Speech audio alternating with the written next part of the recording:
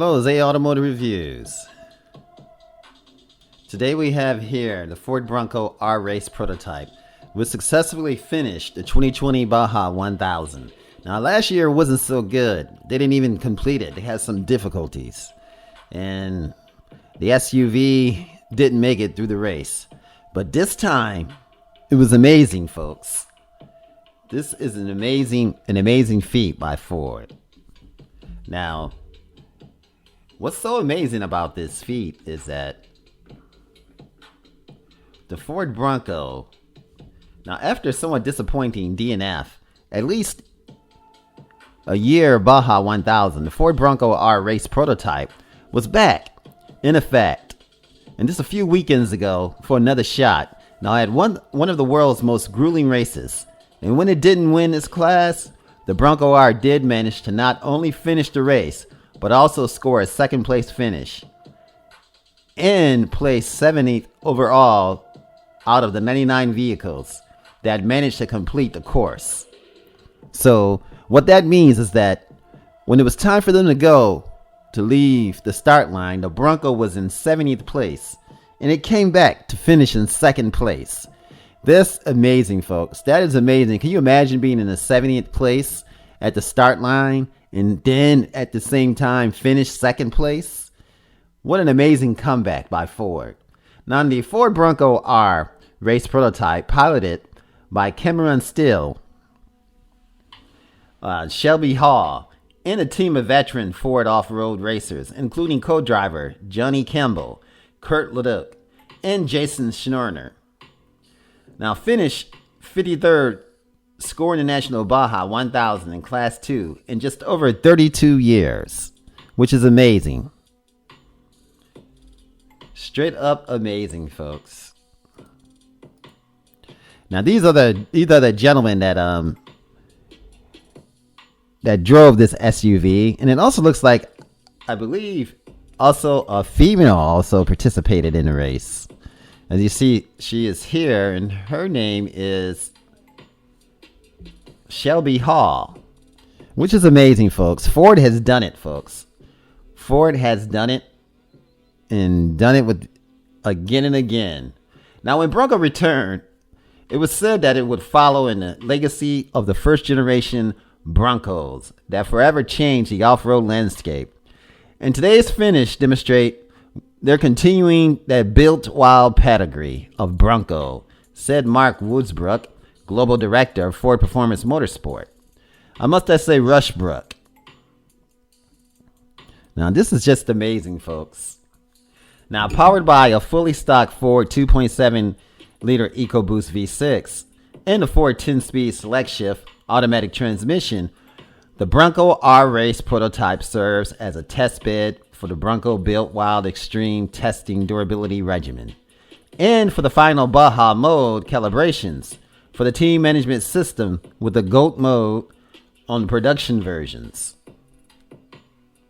Now, pre-production 2021 Ford Bronco two-door Outer Banks equipped it with a Sasquatch off-road package also made its first appearance in the Baja, Mexico desert. And boy, were these extreme conditions. The Bronco came out on top, folks. Second place. This is just amazing. Amazing in every way with the Ford Bronco.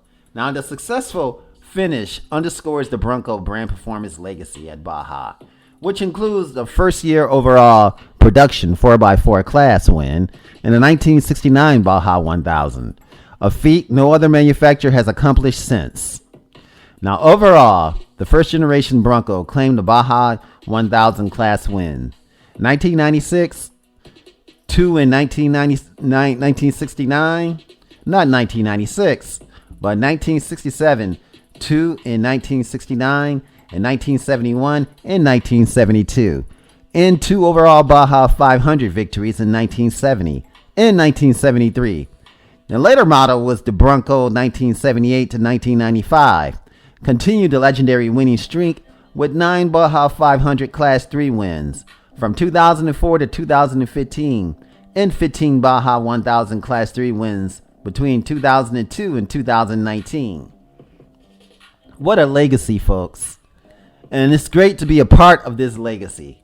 Now, Ford is the official truck and SUV of SCORE International Off-Road Racing and lead sponsor of the SCORE World Desert Challenge Series, which includes the 2019 to 2022 SCORE Baja 1000 races.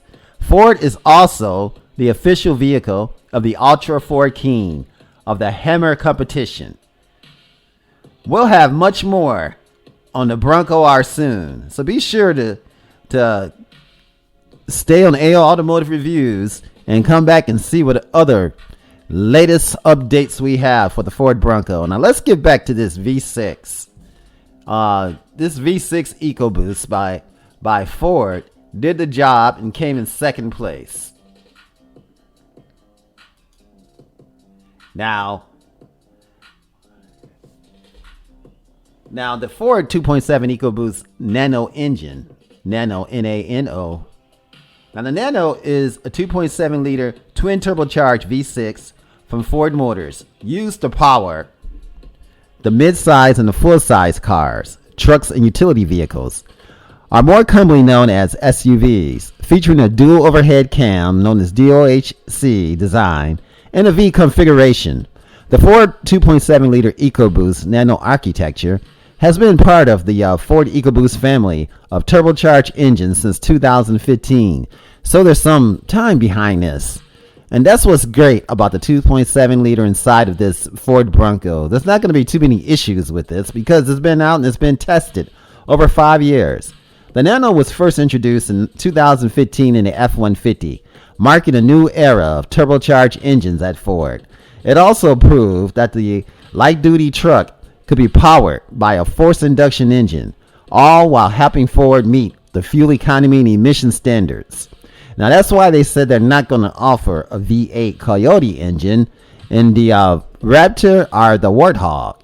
Now, in 2018, the engine saw several revisions, such as the addition of port fuel injection, a new lightweight cam to save weight, as well as a stronger dual-chain cam drive system.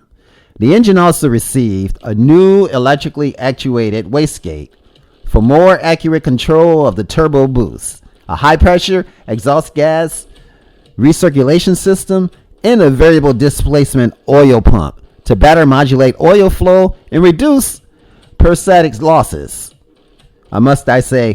Parasitic losses.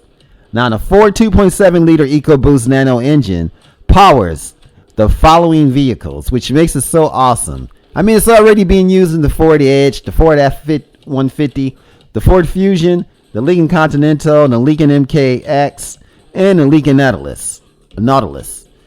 Now, this is just straight up awesome, folks. Ford is doing it, and they're doing it big with this 2.7 liter engine that they used in this Bronco R, which finished second place. Just amazing, folks. Let's look at some of the discussions in the Ford forum about this 2.7 liter EcoBoost, just to find out what's going on with it, and some of the questions that they have regarding it. Now, they're talking about leveling kit, def wobble, different subjects concerning the 2.7 liter. Let's look at what they're talking about, this def wobble. I think def wobble is just a name of a person. It says, now here, this is what def wobble says. And this is regarding the 2.7 liter. He says, on a recent trip to Colorado, I experienced a violent vibration in the front end of my 2019 F-350. It occurred twice. When I returned home, I went to my local Ford dealership to ask if they were aware of this type of vibration and was there anything that could be done. Their reply was they had not heard of anyone experiencing this type of violent vibration. And after searching the internet, he found a number of articles that describe this and have labeled it the def wobble. So the 2.7 liter may have a def wobble, the same thing as the Jeep. That is scary. Now, getting no answers from my local Ford dealership, I decided to ask another dealership if they were aware of this condition. Now, the service manager I talked to indicated that he was well aware after experiencing this condition himself. And he stated that he had 4 vehicles waiting for parts. Apparently, the part that are used to help, not cure, this condition are on a nationwide back order. Now, this article was actually done back in, let's say, 2019, and Ford has made updates to this, and we're sure that there's no more death wobble. And we don't have to worry about no death wobble inside of the Ford Bronco. So this is and not only that, but Ford has jumped on it and they have fixed this. This is a complaint from 2019. It's always good to go back and look at complaints to see what people are saying, so you know what you're getting into and you know what to look out for. And let's go back and see what some of these other topics might be regarding the V6 EcoBoost engine. Now we're talking about a leveling kit. The Ford F-150, which is not about the EcoBoost engine at all, but let's check it out and see what they're talking about. Okay. We don't see nothing about the level kit, but this is just about the leveling kit. Okay, they have a Ford F-150 4x4 stock rims and tires. And they're adding the rims to bigger tires and just want to put a leveling kit on it. So I'm sure we're going to be putting leveling kit on our Broncos and making it look good, folks.